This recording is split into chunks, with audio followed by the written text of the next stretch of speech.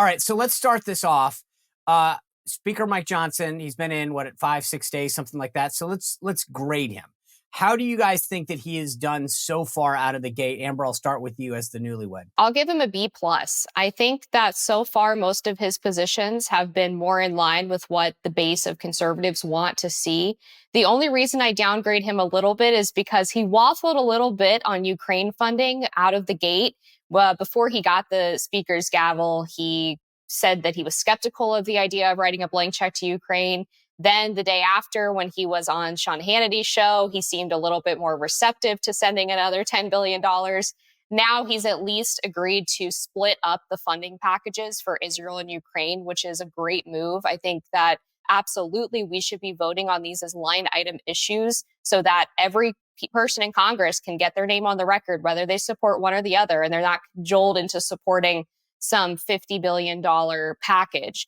I also give him a pretty good grade because he's been a monster at fundraising so far, which a lot of people were worried about. I was going to bring that up. Exactly. Yeah. I mean, Kevin McCarthy is an amazing fundraiser, and Mike Johnson, he kept CLF together. He is putting his name on fundraising emails and bringing in record amounts. He had a record week this week for the GOP. So that's a great sign of things to come. If he can keep up that momentum, I think that he'll be in good shape. Yeah, I'm going to come back to that in a second. Chad, where are you on the grade? Yeah, I think I'm going to stay with Amber right there. B+. I don't want to take. Listen, I'm not. If you guys start a university, I'm not taking either one of your classes. No, I pray like there. No, we need to see more. No.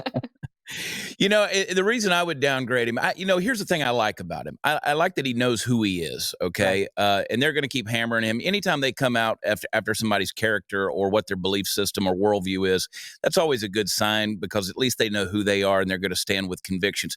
The issue that I have there is that we didn't make our own border the first priority. We started focusing on other countries. And, I do like the initiative that he's taking, that if we are going to give these billions of dollars to the Ukraine to Ukraine, we're going to have to take it from the IRS. So that sort of shot across the bow is something that I appreciated messaging. So I want to touch base on two things each one of you said, because I think you're right, Chad. And I'll start with Amber on the money, because here's the thing that was funny. I went back. McCarthy got dinged as well. Paul Ryan was supposed to be this prolific. He did a great job raising money. And everyone said, McCarthy, God, is he going to keep up with Ryan? And he did. And then all last week it was Johnson's raised a fraction of whatever. And then he comes out of the gate, crushes it over the weekend on the low dollar front. And he's, say what you will, but people are lining up to hand cash over because they want to keep the majority, like the way they're going. But it's funny, these media guys who all sort of crapped all over Johnson, that he was never going to do it. Now we're just reporting it. It's sort of like, I always joke about like the weatherman. Like he's like, it's going to rain today. And then the next day it's sunny. And he's just like, sun and clouds. Like there's never a sense of like, God, I got it wrong. And all of these Beltway media types literally were like, Johnson's got no team. He's not going to do this. Amber, you brought up the Congressional Leadership Fund, CLF. That's sort of the speaker's de facto super PAC that got transferred over to him. And he was like, great, here's my stamp of approval. We're going to keep going. And they're going to break in a ton of money. So far, the media hasn't eaten any crow on how wrong they got this. No, in fact, this morning, Axios ran this article with the big scoop in all capital letters about how he had that historic fundraising week for the GOP. And I think some of the concern was legitimate because when he got CLF under his wing, I think people were worried that he was going to try to basically clean shop and bring in his own guys, which would have included potentially Axiom Strategies' Jeff Rowe, who is working with Ron DeSantis' campaign. My sources tell me that Trump personally called Mike Johnson to tell him to keep CLF together because he does not want Jeff Rowe's fingers anywhere near the congressional pie. And Mike Johnson said, all right, fair enough. And he kept CLF intact, and it's already paying off for him. I mean, when you have this kind of a big shakeup, right, with the Freedom Caucus being able to get McCarthy out and put in somebody who they feel better represents their interests, it is important to make sure that that person is still keeping some consistency in terms of political infrastructure. Right. Chad, I mean, I think that just staying on the fundraising, this was a big sign for a lot of folks, myself included, that said, if you guys kick McCarthy out, you better think about the financial impact that's going to have, because keeping a majority costs money. Yeah. To stick with your weatherman analogy, there's a reason why I keep this big hat on. It protects me from the thunderstorms that are always on the way. And it's amazing how quickly the weather can change. A week ago, 2 weeks ago, it looked like the GOP was completely in shambles. And then we get a Speaker of the House, and he comes in, and I think he solidifies, if not unifies, what just 2 weeks ago looked like was falling apart.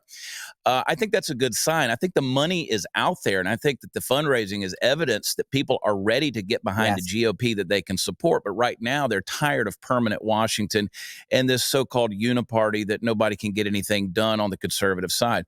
So I hope that's a sign of things to come, because historically, the GOP has not done well at having a plan in place whenever things go their way. They didn't have an answer for Obamacare in 2016 because they thought Exactly. Hillary was going to get elected. They didn't have a plan in place when they ousted Mike McCarthy, or Kevin McCarthy, I'm sorry. And so that's, and that was something that I think that was a telltale sign that's just constantly a problem for the GOP. And I wanted to hit on that. I remember when I was in the White House and we sort of were getting rid of dismantling Obamacare. And I looked at Tom Price, who was then the Secretary of Health and Human Services. I said, okay, who's with us on this, right? Do we have, what's the coalition? Doctors, nurses, healthcare experts? And he looked at me, he's like, yeah, we got no one. And I'm like, so we're literally dismantling this thing and we have no plan.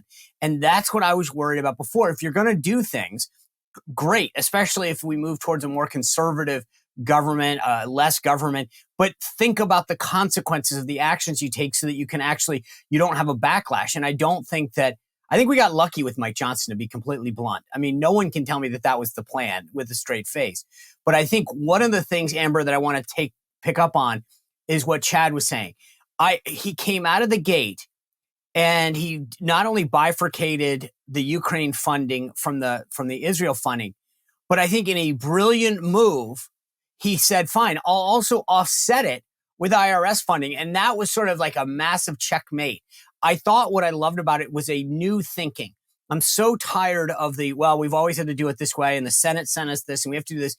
This was Mike Johnson saying, there's a new sheriff in town. I get a say.